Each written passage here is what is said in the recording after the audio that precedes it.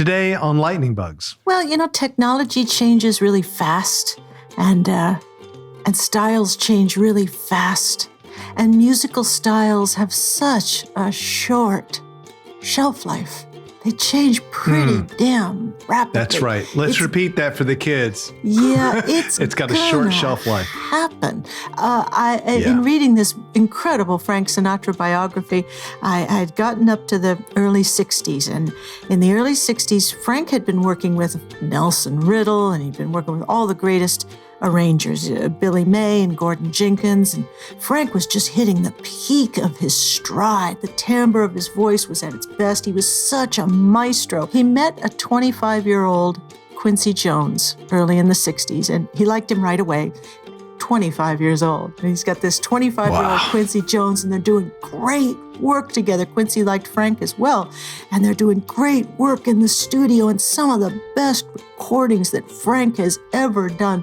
You put them on, and I just get the tears coming down because they're so sublime. On the radio was, I want to hold your hand, I want to hold your hand, I want to hold your hand. On the radio is the Beatles. She loved you, yeah.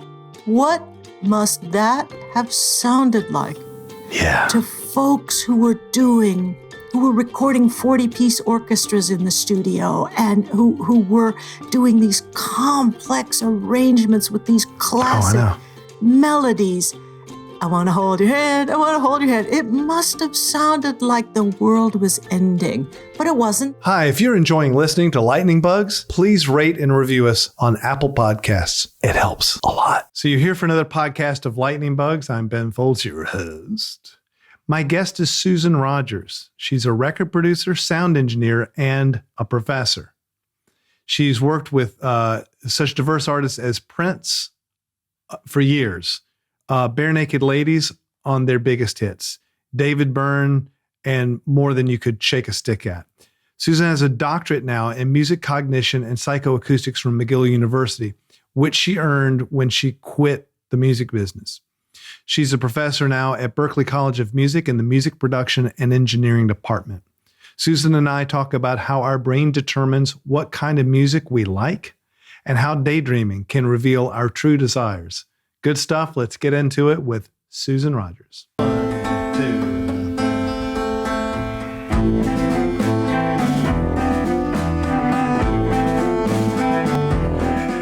Let me start with you and what almost appears like a dramatic exit from the music business into your studies and your life now. Besides the Barenaked Ladies being impossible to work with. Yeah, those guys, geez. They're awful. The divas. They're all naked all the time. And naked. Tell me about that, because you made that record and it looks like you just counted your dough and went off to the world of academia. I had been in the business over 20 years. Working in the studio nearly every single day, because you know how it was and how it still is. If you're in the business, you're in the studio every single day. And I began to feel just a calling that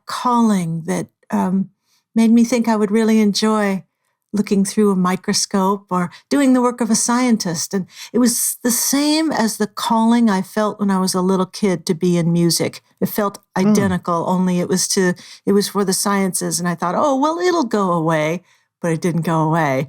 And it just the voice kept getting stronger and stronger. And I started getting more and more distracted about music. And that's a bad thing, because when you're making records with people, you've got to be in it. You've got to be completely in it. And I remember I was in New York, I was in my 40s, and I was working with T-Bone Burnett. He was just a few years older than I. And he was doing an interview, and the reporter asked him, "So T-Bone, do you listen to college radio?" And he said, "Hell no, I'm 47 years old. There'd have to be something wrong with me if I listened to college radio." And that just lit me up, because I realized, I'm starting to get to that age where I'm not as interested in college radio. So the timing was just perfect. The Barenaked Ladies, the record hit. With that money, I could, my manager told me, he said, you can pay off your mortgage or you can build a studio. And I opted to, no, I'm going to go to school. I'm going to go to college. And I entered college as a freshman when I was 44 and started a whole new thing. Incredible. I think that's inspiring. When you say the voices kept calling you, I'm always interested. I mean, it's so hard to continue to follow our interests because there are a lot of rational reasons not to. I mean, you had dug yourself into a fine career and a real useful career too. It's like, was it? Did it feel like it was against all better judgment, conventional wisdom, and what your friends and family said, or did it seem more natural to that? From the outside, it seems like it might be fraught with a little bit of, tough decision to make. Yeah. It's funny because we're talking about creativity, and a creative life is one that is expressive. And I like how the neuroscientist Sam Harris said, the definition of a good life is to wake up every day to work that is interesting and difficult. You want it to be hard enough that you don't take it for granted, and you want it to be interesting enough that you want to get out of bed in the morning. So for creative people, that pull to do interesting and difficult things, that's always going to be there. But for folks who are married, and especially if they have children, they can't just jump ship. It just isn't the socially responsible thing to do, to just leave your job. But it just so happened I was single and I didn't have children, so my life was entirely mine to live however I felt like living it. If it didn't work out, I'm the only one who's going to be hurt by it. So there were no compelling arguments to not do it. It felt like the right thing to do. And in hindsight, it ended up being, exactly the right thing to do. I'm really glad I did it. I think it's a really neat move. I've been enjoying studying some of watching your YouTubes lectures on things I've always been so interested in. One of them is a piece you did on tonotopicity and psychoacoustics, real brief, but it made me think of a documentary I saw one time on training chess players, master chess players, by training them to basically hijack their face recognition part of their brain with making the chess pieces into a face. Oh, wow. And that association is always stuck with me because, for instance, I don't have perfect pitch and I would like to. Oh. I would like to have been somehow trained in order to recognize pitches in some sort of associative way. Mm-hmm. And you were talking about the mapping of the brain for specific pitches, for instance, 1K. Now, do you mean that there is a physical place in your brain that lights up as 1K is recognized? Yeah, but there's a difference between those who have relative pitch perception and absolute pitch perception, or are you talking about just the tonotopicity of the arrangement of the frequencies that we can hear and how they are arranged all the way up? Yeah. Oh, it's such good stuff. This is so much fun to learn about. So in the cochlea, the snail-shaped bone, running through the middle of it is about 35 millimeters long. There's the membrane, the basilar membrane. Oh, and it's going through the middle of the cochlea. And on top of it, there's a single row of these inner hair cells. We've got about 3,500 of them. And they're called hair cells. Hair cells. Hair cells, yeah. They're called hair cells because it looks like an eggplant, but with little hairs on top. It's really cute. Really, really small. You couldn't see it with the naked eye, but there they are. Those little things are our A to D converters, because what they're doing is they're sitting there minding their own business on top of the basilar membrane. Sound comes in through the middle ear, the eardrum and the middle ear, and moves that basilar membrane up and down. And on top of the basilar membrane are little hair cells, and they're like, whoo, what a ride. And their hairs are swinging back and forth. As the hairs swing back and forth, they're encoding every cycle of the wave at different frequencies, because we've got all these inner hair cells spread out like the keys on a piano across the membrane. This is so wild that it does this. But with every sway in the breeze, pores, little tiny pores on the hairs themselves, are opening and closing with every cycle. So if you're listening to a 1 kilohertz sine wave, it means that 1,000 times a second, these little guys are letting charged ions into the cell, and then on the second half of the wave, closing it out, and then letting it in, and then closing it out. And waiting at the base of the inner hair cell is the auditory nerve. There's a whole lot of auditory nerves. That's our wiring. We've got a bundle of about 30,000 on each side. So the auditory nerve bundle is sitting there, and it's getting these charged ions every time there's an alteration in the cycle. And it converts that into a nerve spike. And that's how on every cycle of the wave we have ones and zeros. That's our A to D converter. So that encoding goes up the chain, across, up the bundle, up the auditory nerve bundle, through the auditory brainstem, and it terminates up here at the cortex. And the cortex, right above your ears, is laid out just like a piano keyboard, with the lowest frequencies represented near the outside of your head, and the highest frequencies represented closer to the middle of your brain, laid out. So there's frequency specificity at every location in the auditory processing chain. First of all, for kids at home, a D to A, a digital analog conversion is kind of what your metaphor there is taking something that is in the real world that either is electrical or flaps and turning it into ones and zeros. So for the brain, the analog part of it would be described as the cilia. Yeah, the analog part of it, of course, starts with the acoustic pressure wave. So you're there and you're sitting in a room and it's quiet and you're minding your own business. But if someone makes a noise in that room, that pressure wave travels through the air molecules across the room,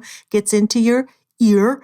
If you're not wearing earplugs, it gets into your ear and it moves the tympanic membrane, the eardrum, back and forth, which is connected to 3 little bones. It moves the little bones back and forth, which is connected to another membrane on the cochlea, on the shell itself, moves that back and forth, which moves the basilar membrane back and forth. So what's happening is analog motion, mechanical motion that has an infinite degradations from nothing at all to the loudest sound we can hear. An analog source is represented as a series of nerve spikes.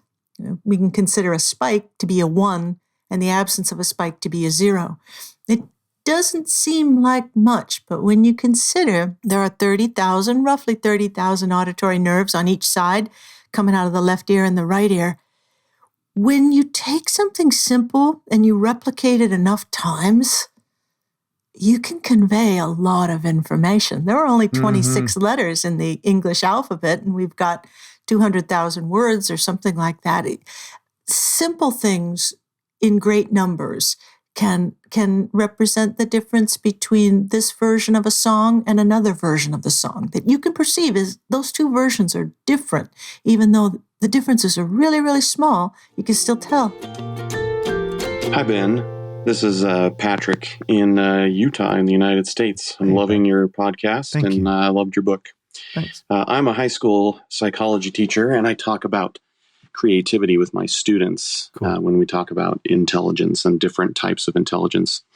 And I'm wondering if you have any suggestions of a good way to encourage creativity in students, even though the subjects I'm teaching are not necessarily those associated with creativity, like art or music.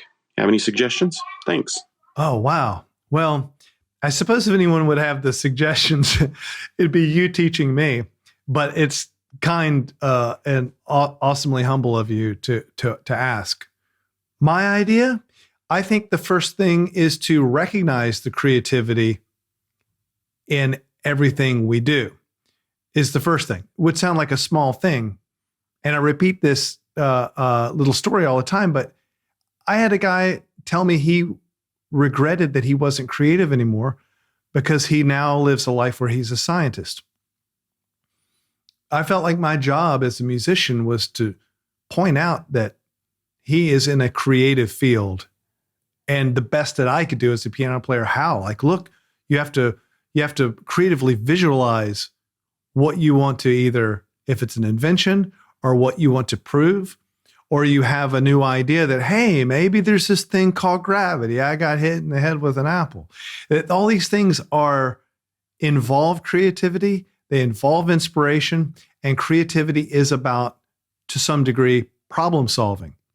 So I think relating and having people appreciate so that they have something to go on, so that they feel and realize that they're creative themselves is a good way to do it.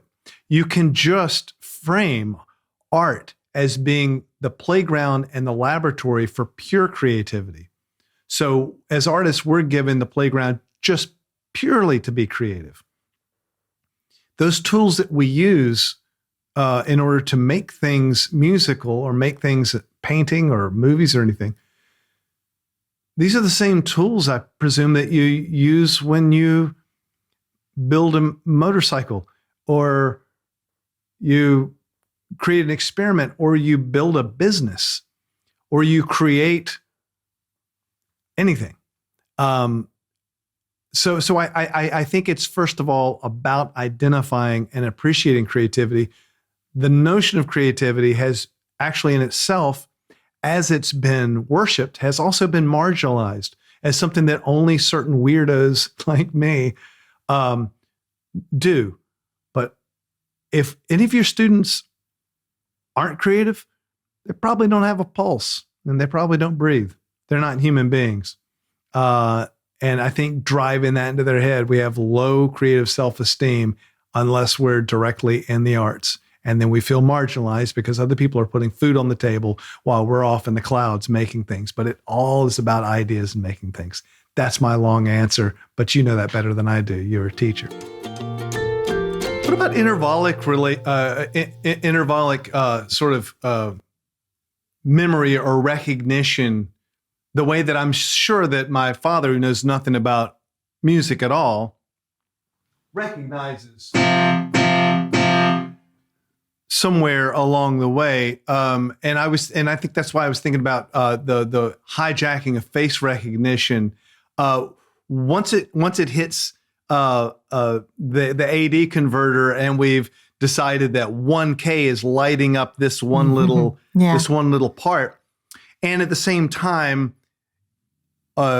pitch-wise, a perfect fourth is placed next to it. Suddenly, that's a different face to me. I have a real association with all of these intervals. I don't know. Can you speak to that at all? I can speak to that, and it is alarming. Most of that work on tonality perception was done by the great Carol Krumhansel out of Cornell. And she's got some graphs. Will you say that again? Her name is Carol Krumhansel, and she's kind of a goddess, and she's at Cornell University. Awesome. And she did early work on tonality perception. She wanted to know how much of our concept of tonal relations, how much of that is learned and how much of it is innate. So she compared non-musicians, musicians who'd only been playing a few years, and then more expert musicians. And what she would do is she'd get a little sequence going of notes, and then she would play all 12 notes in the chromatic scale at the very end and ask them for how well it fit. Ask them for a goodness of fit rating. So you play a little sequence of notes, and then dink, you hit a C. How well does that fit? And then C sharp, and then a D. And her graphs of the results it just makes me shake my head. I am a non-musician, so I'm embarrassed for my people. The trained musicians show these figures that reflect Western tonal music theory. Some notes fit better than others at the end of this sequence of notes. She would establish a key, either major or minor. Okay. For the non-musicians, it's all good. For the non-musicians, yes, and this has been replicated over and over again in a variety of studies. For non-musicians, we're really not hearing it, not to the same way that musicians are. Formal musical training has a huge influence on how you perceive musical chords and melodies, and it's quite different for those non-musicians. Well, but and that's really interesting to me, because I feel like whether it's Beethoven or Prince, when you spend time as a musician, sort of, whether you realize it or not, let's say you're Bob Dylan, but you're, and you don't have to be a big music theory buff, but you're choosing intervals, and you're choosing also, intervals, chords, the range that this is in, the voicings, based on a general feeling that it gives you. Mm. And you assume that the audience is being manipulated by this too.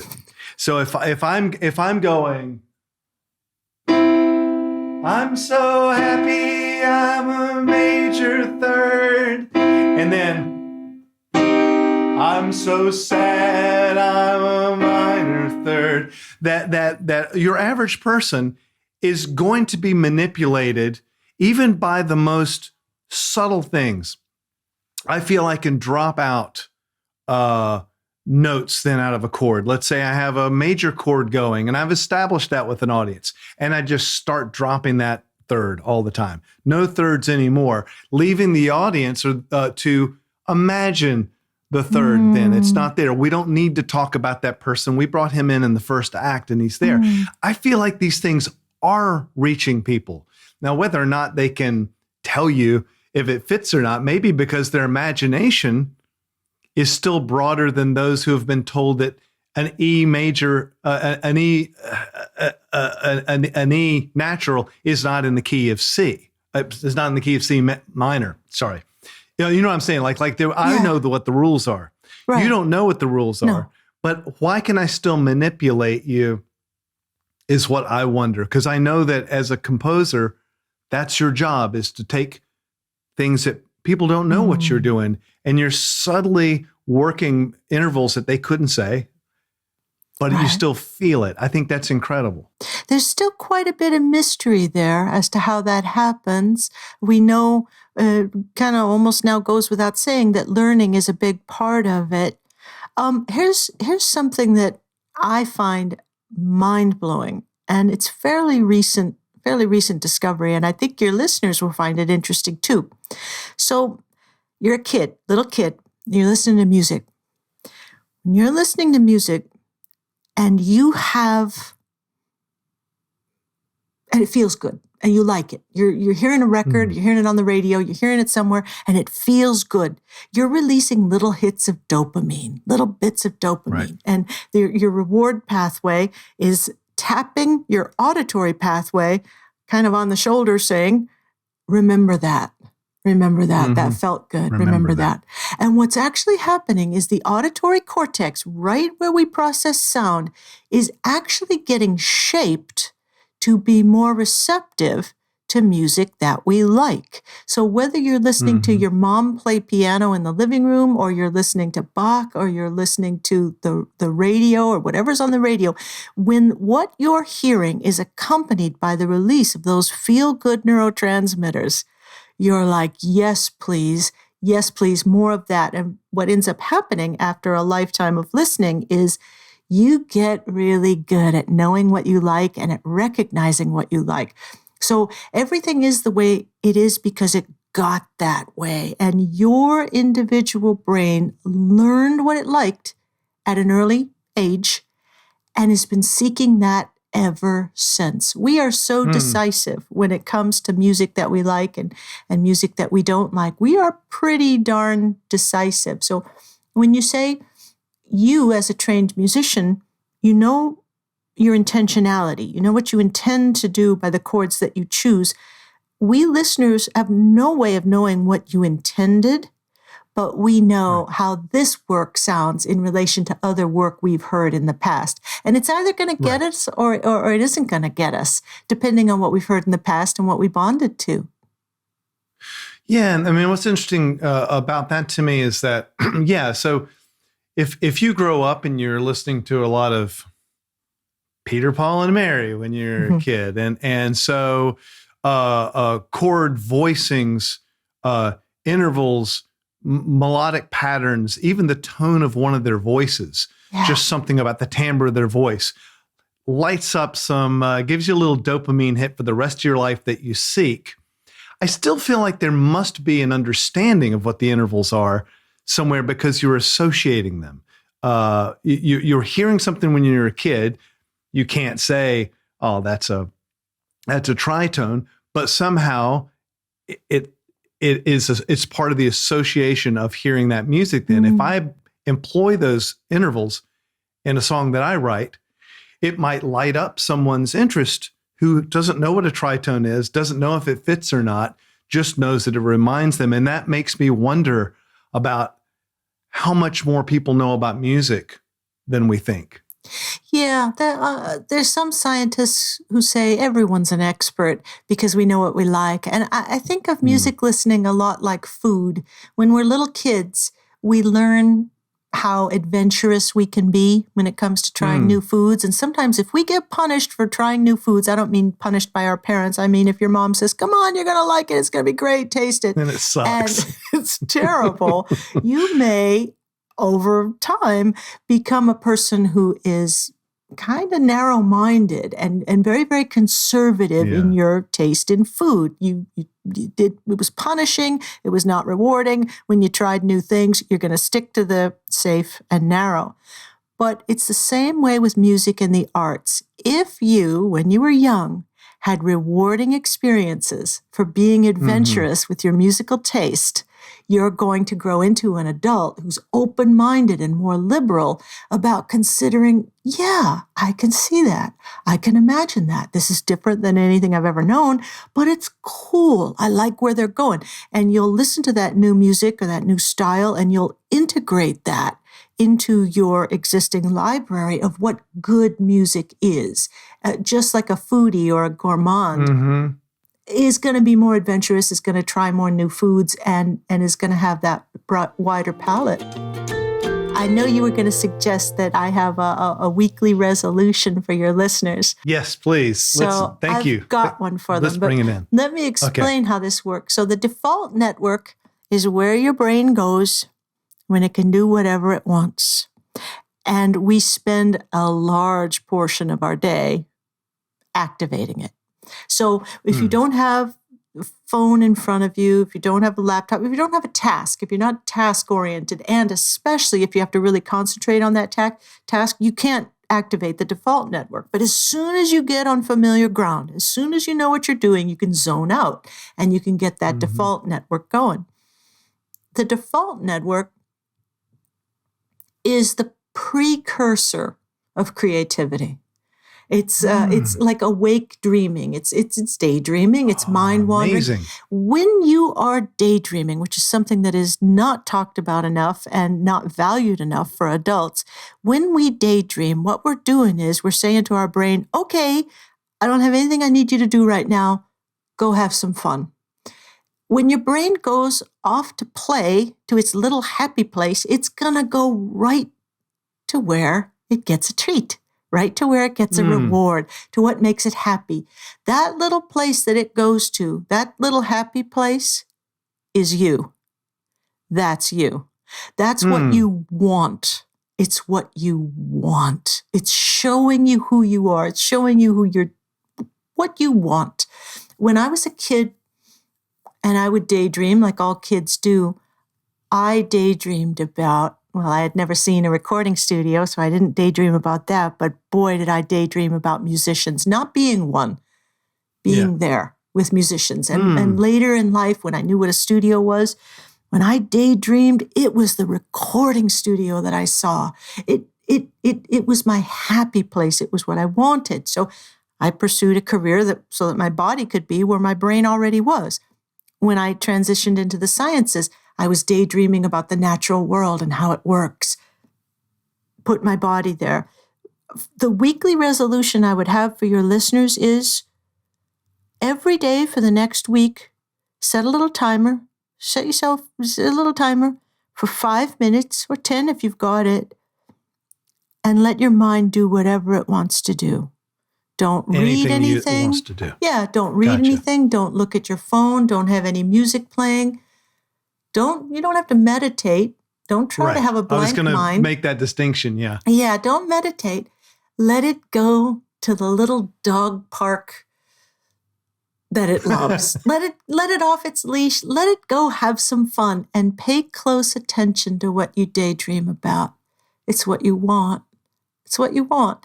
That is, I love that. When I was talking about inspiration a moment ago, that daydreaming and mind wandering are the precursors of what becomes creative thought. So sometimes people get creative just by following the motions and by using the tools. The writer Ernest Hemingway would just sit down and write, even if he didn't have an idea, because the act of doing it would prompt ideas. Like some people just get into the studio and get a riff going, and next thing they know, they've got a song. So if it inspires you, it's good. If your mind wanders during it, and if while your mind is wandering, those tools enable you to make what you hear in your head real, it's all good. You have an interesting quote I read about collaborating with people who think differently rather than being attracted to, obviously, someone who's going to be more of a yes person where you're going to double up and just reinforce the same old thing. Did that come to you from being in the studio so much with bands that hated each other being the best ones? I don't know I take that. I almost said, I don't know that I've been in a studio with a band that hated each other, but there was one, and I'll leave them unmentioned. Most of the folks we don't need to mention who they are, but my experience is, musicians in bands where there is some tension, and the last thing you want to hear is someone say, "But that's what makes you great."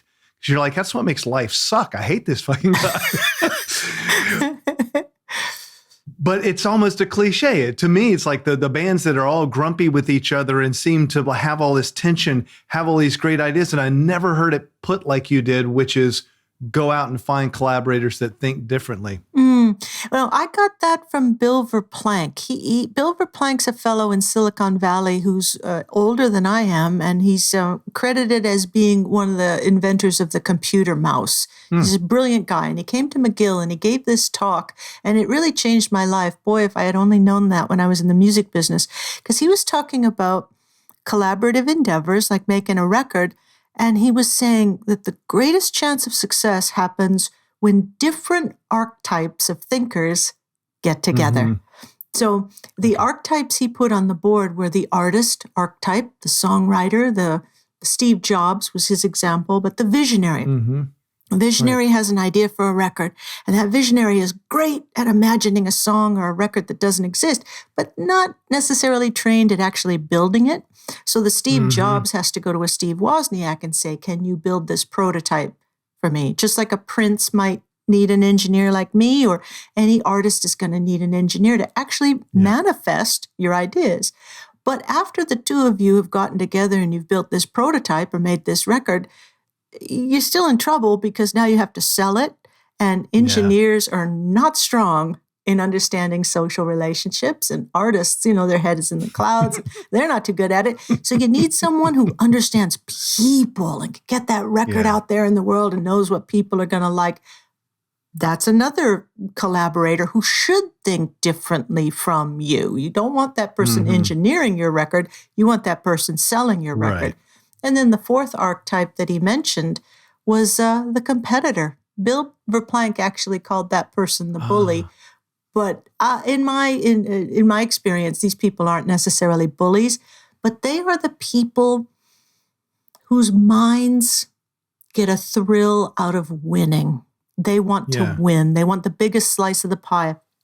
That archetype tends to be the kind of person that musicians are suspicious of and avoid. Mm-hmm. And it's such a mistake. Yeah. It's such a mistake. We need those people. Artistic types need those competitive types so that you can work together and have a greater chance of having the work that you do compete in the marketplace of ideas. Yeah, and that's a really good, I think, example and pitch for why creativity is so important. It can show you so many things like that. If you, it's a good way to learn people working together. For instance, just the idea that you get people who are creating something together, and by necessity, they have to get together. If they're going to make the thing, they have to do it. And anymore, we're getting so polarized that you do often kind of worry that we don't have a lot of incentive to work with someone who thinks differently than we do. Yeah. And I love the quote from Albert Einstein, who said, "A problem cannot be solved by the same consciousness that created it." All of us, we have the mind that we have. And the way we solve problems is kind of our go-to solution. I know how I think. I know that I've always, all my life, had an engineering mind. I think in terms of logic and physics, and that's how I make sense of the world. This is why I'm not an artist or a songwriter or a singer. I don't think like that. But with my engineering mind, if I team up with people who are artists and creatives, together we can look at a problem from different angles. And we double the chances that we'll be able to solve the problem because two different types of minds are now looking at it. If you add even more different types, then it increases the chances of you coming up with a better and a more elegant solution. I kind of always thought that it had to do with patterns.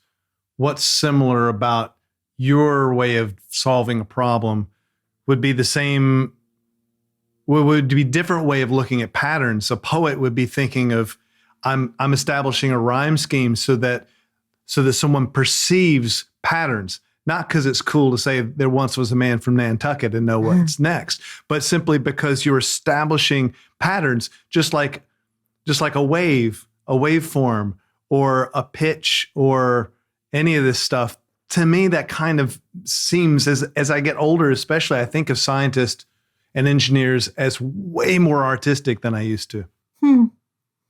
Yeah, I think of artistry in terms of original thought. And of course, the great engineers are employing a lot of original thought. I think anyone in any profession can be artistic in that profession if they are original and creative thinkers. What do you think about affectation? And you could almost call that a musical dialect in pop music. You were making music in the studio full time when certain ways of singing were more in style that you would now recognize as kind of old school. People my age are suspicious of vocal fry and a certain kinds of affectation in new artists. But you were speaking a little while ago about intentionality. Yeah. And we were thinking about honesty in that. It happens to me too. I'll listen to a new artist and I'll go, I sing like that. like, why don't you fucking sing like yourself? But then it occurs to me that even Marvin Gaye or someone in the 60s or Frank Sinatra or anyone have always had to have a musical dialect and an affectation. How do you personally feel about sort of the current musical dialect and just about that in general? Well, technology changes really fast and styles change really fast. And musical styles have such a short shelf life. They change pretty damn rapidly. That's right. Let's repeat that for the kids. Yeah, it's got a short shelf life. Happen.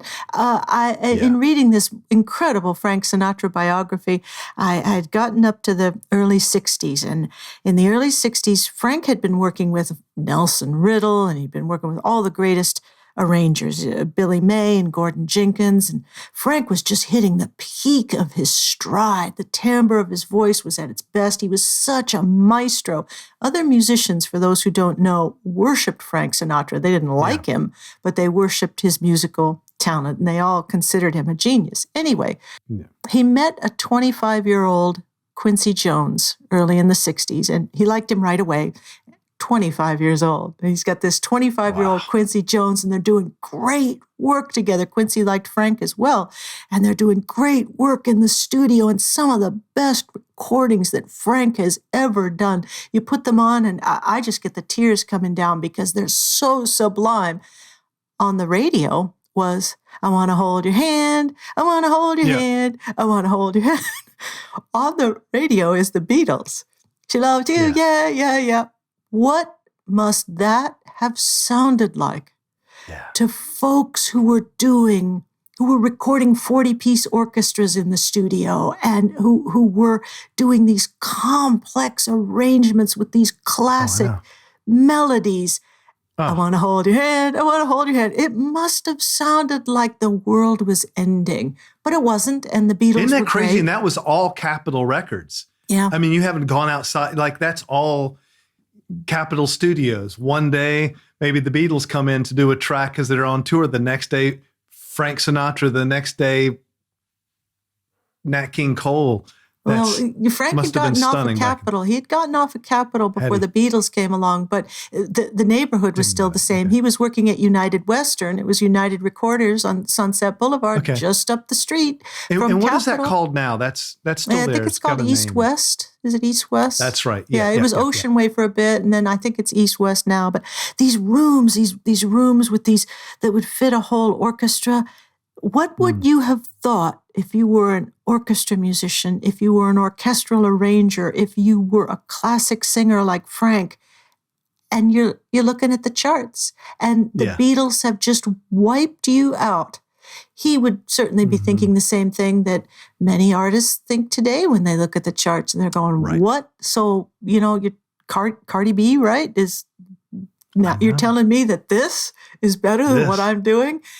Yeah. But I read something, I read an interesting sentence in that Frank Sinatra biography. Stephen King, the author who does all those horror books, was 14 years old, and he was in Maine, and he's watching the Dean Martin show on TV.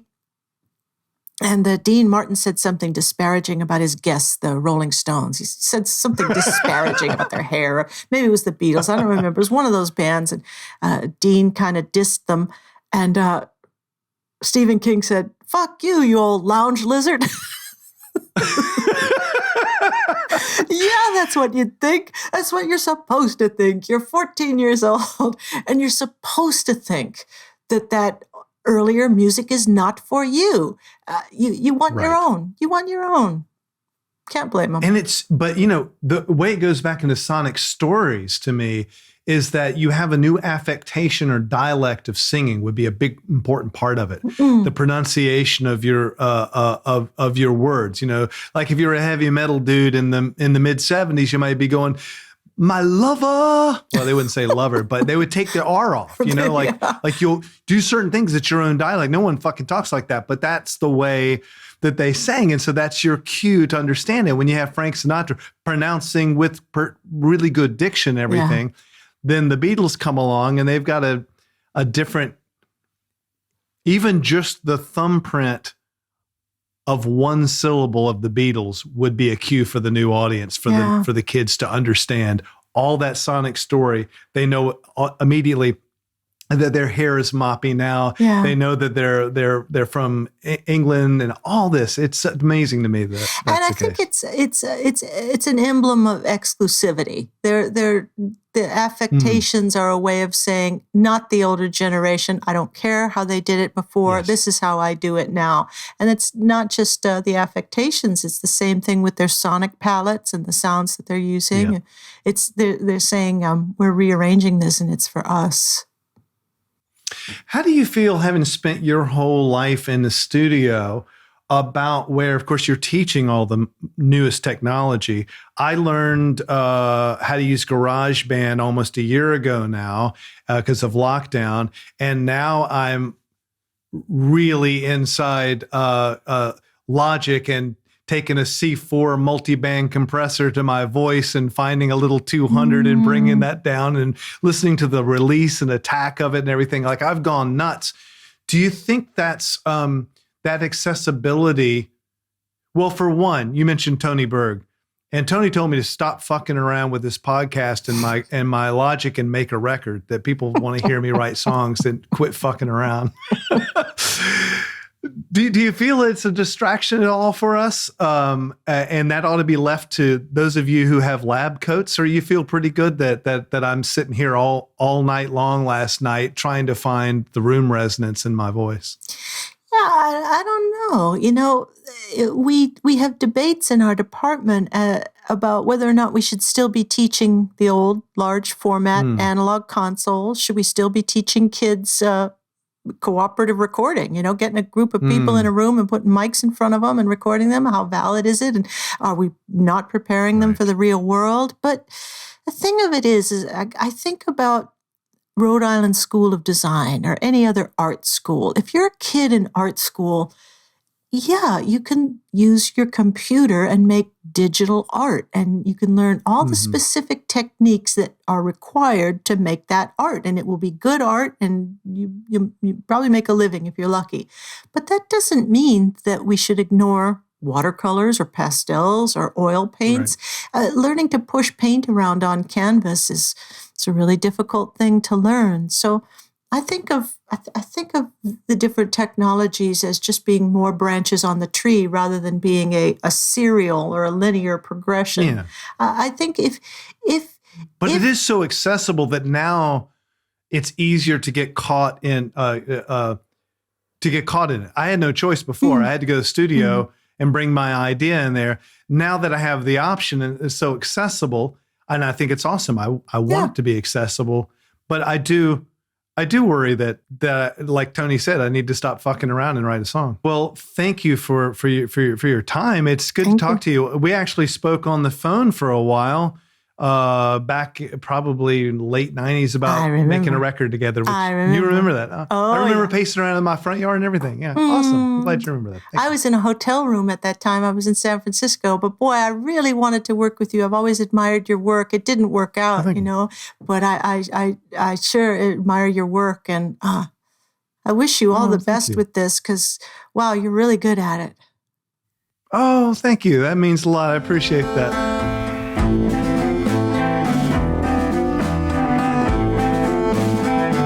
Enjoying listening to Lightning Bugs, please rate and review us on Apple Podcasts. It helps a lot. Thank you so much for watching Lightning Bugs on YouTube. Check out more episodes and subscribe if you have not already. You can also listen to Lightning Bugs wherever podcasts may be found.